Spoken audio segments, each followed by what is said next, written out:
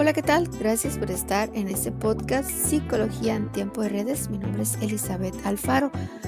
Te recuerdo que puedes darte una vuelta por Amazon. Ahí encontrarás mis libros publicados en formato digital. Están escritos de una manera sencilla, amena.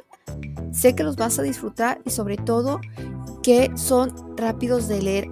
En este mundo que el tiempo parece volar y no disponemos de mucho tiempo, precisamente también por eso nuestros episodios son cortos, son breves, porque tenemos que administrar de manera diligente el tiempo. Entonces te invito a que los adquieras. También en cuanto al costo son sumamente accesibles, y el género en el cual yo transito es la superación personal, la motivación, el desarrollo personal, y todo esto a manera de historias interesantes, profundas, de amor, con desenlaces que realmente te van a sorprender. Vamos a dar continuidad al tema de psicología del perdón y respondíamos a la pregunta acuciante, esa pregunta que predominaba siempre: ¿el tiempo realmente lo cura todo? Y la respuesta en el anterior episodio fue no, definitivamente el tiempo no es verdad que cura todo.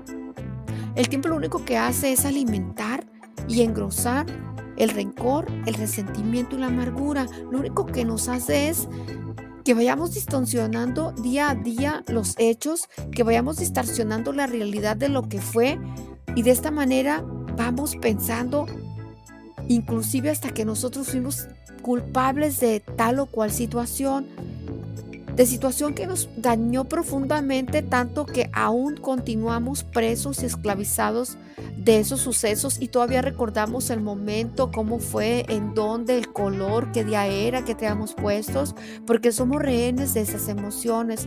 Entonces, mencionamos en el primer punto que para perdonar lo que se requiere es ser valiente.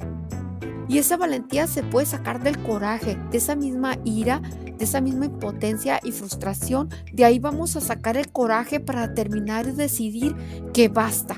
Ya estuvo bueno, como decían los padres, ya estuvo bueno. Tenemos que de una vez poner un punto final, porque somos los primeros beneficiados de eso, porque aquella persona, aquel ofensor que nos dañó, quizás de niños, con un abandono, con un abuso, con un maltrato, con un golpe, con una palabra, porque las palabras también hieren al igual que los golpes. Esa persona quizás, como en mi caso, esa persona ya murió, y nosotros seguimos pegados a la emoción como si hubiera sido ayer.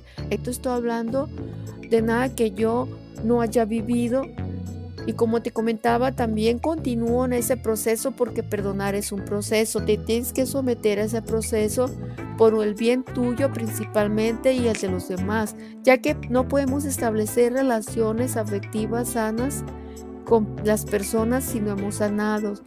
Si somos personas que nos abandonó nuestro padre o nuestra madre, difícilmente vamos a poder establecer un matrimonio o una relación basada en la unidad, en el respeto, sino que va a ser basado en el resentimiento. La pregunta es ¿por qué? Porque es lo único que conocemos. Entonces, de ahí estamos, digamos, diseminando la semilla de la amargura y la estamos trascendiendo a un plano con otra persona totalmente ajena a esos sentimientos, y entonces por ende ya dañamos. Entonces, para ser libres tenemos que alejarnos de esos pensamientos que nos mantienen cautivos, de ira y de rencor, y de buscar hacer daño al ofensor o a la ofensora. El tercer paso es la reconstrucción. ¿Qué quiere decir esto? Que vamos entonces a edificar, una vez que hemos tomado la decisión de perdonar, sin investigar más, sin proponernos a dañar y vengarnos de esa persona, sino que vamos a dejar ese pasado atrás y empezar a construir nuestra propia vida de una manera sabia, sólida y con determinación. Ahí es entonces cuando nuestra mente se abre a la aceptación, y comentamos que perdonar no es olvidar. ¿Qué quiere decir que perdonar? Es entrar en ese proceso donde comprendemos que necesitamos urgentemente perdonar por nuestro bien. No vivamos pensando que esa persona va a recibir su merecido, porque Ni siquiera es probable y ni siquiera podemos vivir en función de eso. Queriendo siempre y anhelando que le vaya mal, que lo parta un rayo, que quede tan solo y abandonado de tal manera que nunca vuelva a reconstruirse. Entonces, esos pensamientos son de los que hablábamos, son de los que tenemos que hacernos libres y enfocarnos única y exclusivamente en nuestra vida, en construir un nuevo futuro basado en el perdón. Y bueno, entonces el tiempo realmente no lo cura todo. Eso es una gran mentira de que el tiempo lo cura todo. El tiempo, repito, lo único que hace es alimentar y engordar el resentimiento, el daño, recordarlo una y otra vez sin dejarnos avanzar, nos estancamos. Entonces, el perdón es el descanso para nuestra alma, para nuestro corazón, no es para el ofensor. Por eso esas frases de mira, ya perdónalo o mira, ya perdóname, no aplica. Realmente esa persona, si la perdonas o no la perdonas, pues es ajena. El beneficio es principalmente para nosotros. Tenemos que aceptar que los hechos fueron tal y cual como fueron, sin agregar, sin poner, sin dimensionar, sin maximizar. Fueron así, tienen nombre, tienen apellido y sin embargo, hasta ahí tenemos nosotros que llegar. Que odiar no es dañar a la persona ofensora. Siempre vivimos con esa idea ridícula, podríamos decir, que si yo, entre más yo odio a la persona que me dañó, a esa persona pues le estoy haciendo un mal. Definitivamente no.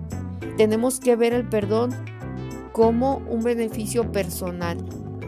Te comento también acerca de que el perdón, para concluir, el perdón, además de beneficiarnos, va a poner en evidencia, pero esto con nosotros mismos sin tener que mostrárselo a nadie, que podemos ser capaz de perdonar como una respuesta moral, que podemos perdonar y continuar nuestra vida cerrando el libro y cerrando ese capítulo tan negro y tan oscuro que nos dañó de manera permanente. Entonces tenemos que ver como lo miraba Aristóteles desde una visión moral.